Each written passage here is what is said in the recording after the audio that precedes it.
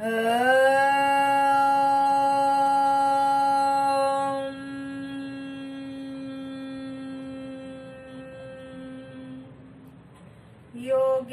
चित्तस्य पदेन वाचां मलं शरीरस्य च वैद्यकेन योगाकरोत्तं प्रवरं मुनीनां पतञ्जलिं प्राञ्जलिरानतोऽस्मि।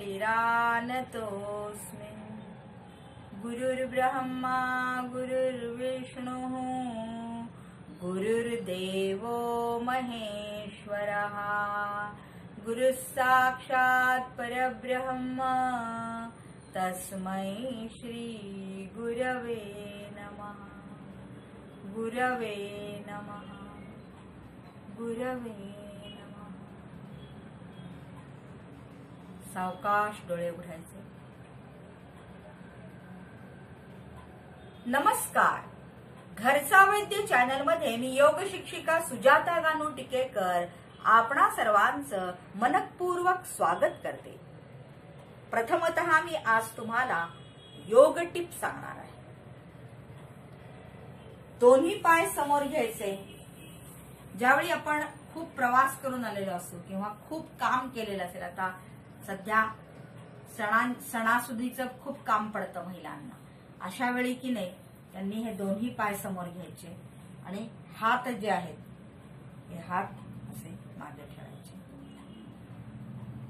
मान वर घ्यायची, छाती पुढे काढायची, स्वस्थ संथ श्वसन चालू ठेवायचं।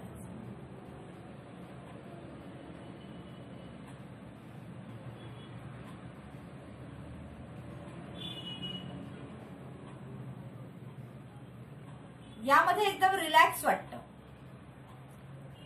म्हणजे तुमचा सगळा थकवा ताणतणाव जाऊ शकतो। कळलं? अशा पद्धतीने ही योग टिप मी तुम्हाला सांगितली आहे। आता आपण करणार आहोत बैठक स्थितीतलं मयुरासन। एकदम सोपं आहे करायला। काय करायचं, दोन्ही हात जे आहेत ते पुढे घ्यायचे, जवळ घ्यायचे, दोन्ही पायांमध्ये अंतर घ्यायचं,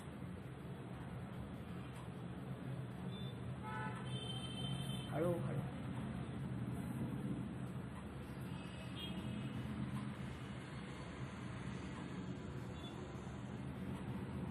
या स्थितीमध्ये दोन्ही हात एकमेकांना जोडायचे, बोट पण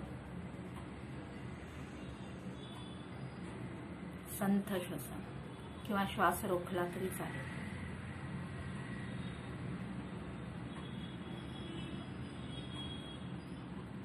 सावकाश आसन सोडताना वज्रासनात जा, हात सरळ,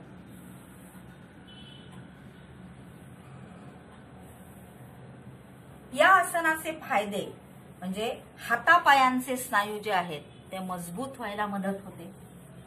त्याचप्रमाणे तुम्हाला जर आळस आलेला असेल, नैराश्य आलेला असेल, अशा वेळी हे आसन तुम्ही करा। तुमच्या शरीरामध्ये जोम निर्माण होईल, उत्साह निर्माण होईल। असं हे बैठक स्थितीतलं मयुरासन करायला सोपं, टिकवायला तुम्ही 3 मिनिटापर्यंत टिकवू शकता। गुडघेदुखी पण कमी होते यातनं। आपण खाली वाकलेले आहेत, हात असे आहेत, त्यामुळे पंजांवरती ताण येतो। इथले पॉइंट्स सगळे ॲक्युप्रेशर पॉइंट्स दाबले जातात पूर्णपणे, असे हात ठेवले, कोपरांवर ताण येतो, त्याचप्रमाणे दंडांवर। त्यामुळे रक्ताभिसरण चांगलं व्हायला मदत होते। हातापायांच्या स्नायूंना मजबूती तर येतेच, पोटाचे जर काही विकार असले तर ते कमी व्हायला पण मदत होते ज्यावेळी तुम्ही मयुरासनामध्ये जाता। असं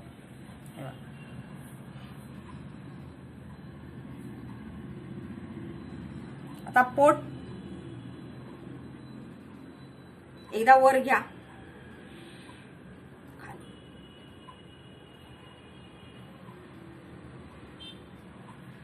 म्हणजे काय झालं, पोटाच्या स्नायूंना आपण व्यायाम दिलेला आहे।